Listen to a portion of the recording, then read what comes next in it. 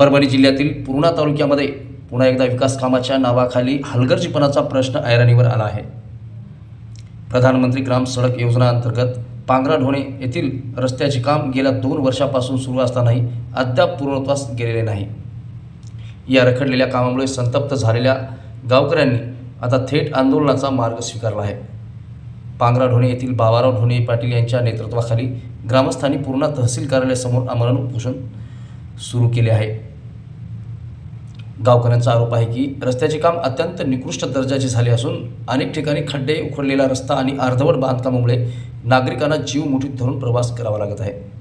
शेतकऱ्यांची जमीन खोदून टाकण्यात आली आहे, मात्र योग्य मोबदला आणि दुरुस्ती न झाल्याने पुन्हा संताप वाढला आहे। दरम्यान या आंदोलनाला माजी सभापती प्रकाश ढोणे पाटील यांनीही जाहीर समर्थन दिले आहे। प्रशासनाने तात्काळ दखल घेऊन काम मार्गी लावावे, अन्यथा आंदोलन अधिक तीव्र करण्याचा इशारा देण्यात आला आहे। 2 वर्षापासून रखडलेले हे काम नेमके कधी पूर्ण होणार, दोषीवर कारवाई होणार का आणि सर्वात महत्त्वाचे म्हणजे गावकऱ्यांना न्याय कधी मिळणार, असा संतप्त सवाल गावकऱ्यांनी केला आहे। पूर्णा तहसील समोर सुरू असलेले हे आमरण उपोषण प्रशासनासाठी मोठी कसोटी ठरणार आहे। लोकपरिवर्तन न्यूजसाठी भगवान जाधव, पूर्णा। हे पांगरा म्हणजे हिवरा ते पूर्णा हा 12 किलोमीटरचा रस्ता आहे। सदरील रस्ता हा मला वाटतं लातूर येथील देशमुख कॉन्ट्रॅक्टर आहेत, त्यांनी सुरू केलेला आहे। सुरुवातीला अतिशय जोरात काम सुरू केलं आणि एक भूलथाप दिल्यासारखी दिली लोकांना।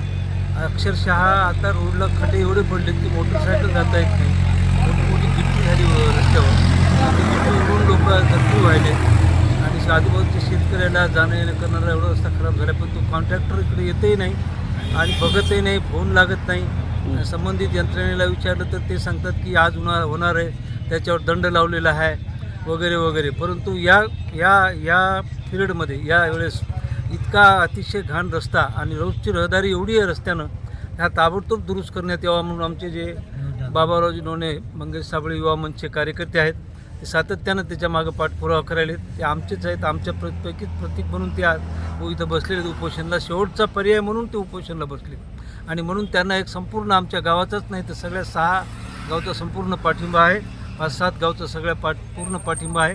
आणि जोपर्यंत हा रस्ता सुरू होत नाही तोपर्यंत आम्ही आळीपाळीनं त्यांच्याबरोबर अटून पाठवून सगळे लोक उपोषणला बसणार आहेत। तरी आमची शासनाला, विशेषतः तहसील साहेबाला अशी विनंती आहे की ताबडतोब आपण तो G9 प्रश्न आहे, अतिशय जिव्हाळ्याचा प्रश्न आहे, लोकांच्या दैनंदिनचा प्रश्न आहे। भाजीपाला आणतात लोक, मोटरसायकल होतात, लहान मुलीला घेऊन ट्युशनसाठी शाळेला येतात, ह्या सगळा रस्ता कोलॅप्स झालेला आहे। आणि शेवटचा पर्याय म्हणून एक बाबाराव सरकारी युवक त्या याला बसले आहेत, त्यांना आमचा संपूर्ण पाठिंबा आहे आणि ताबडतोब ते उपोषण तहसीलदार साहेबांनी येऊन काम सुरू करून देऊन त्वरित त्याची दखल घेण्यात यावी अशी आमची शासनाला विनंती।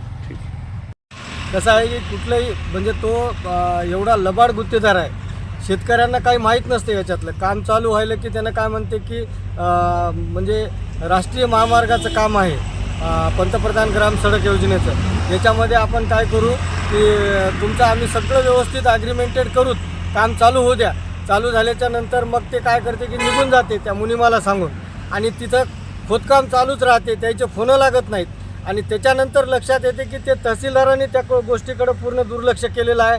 आम्ही इथं येऊन चक्रा मारतो की बाबा आमच्या त्या जमिनीचं जे खोदकाम झालं त्याच्या रॉयल्ट्या वगैरे भरलेल्या आहेत का, कोणी काही थांग पत्ता नाही कशाचा कशाला, सगळे डोळेझाक करत आहेत आणि चिरीमिरी घेऊन हे लोकसुद्धा शांत बसलेले आहेत। शेतकऱ्याची नव्हे हे पूर्ण याच्यामध्ये त्यांनी माती केरून टाकलेली आहे। आज आपण तिथं गेलो तर प्रत्येक एकही पावती फाडलेली नाही आहे। त्याने म्हणते की शासनाचं काम आहे, शासन यांना म्हणत नाही।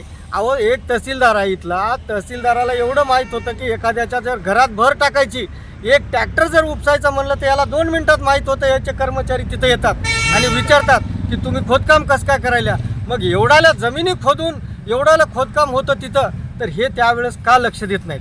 आमचं म्हणणं तेच आहे। आणि उलट तहसीलदार म्हणतो की तुम्ही आम्हाला विचारलं काय? अहो तुम्हाला सगळं तुमच्या त्यानं म्हणतं गुत्तेदार तहसीलदाराला खिशात घेऊन फिरतो मी, काय करणार आहे गरीब शेतकरी, कुठे जाणार आहे साहेब मला सांगा, कुठे जाणार आहे शेतकरी?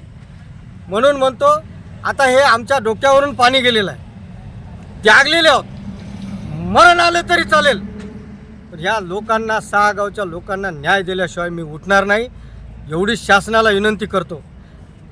खूप सहन केलं आम्ही, आता सहन होत नाही आहे. प्रत्येक गोष्टीला लिमिट असतं. अहो तो गुत्तेदार काम करा म्हणलं तर धमक्या देतोय, इंजिनियर काम करा म्हणलं तर धमक्या देतोय. अरे तुमच्याकडं पैसे असतील, पैशाचा माज असेल तुमच्याकडं, जिगर आहे आमच्याकडं, मेलो तर चालेल, पण तुमचं दूध का दूध, पाणी का पाणी केल्याशिवाय राहणार नाही एवढं वचन देतो. सरपंच, युवा सरपंच मंगेश भाऊ साबळे यांचं आम्हाला मार्गदर्शन आहे.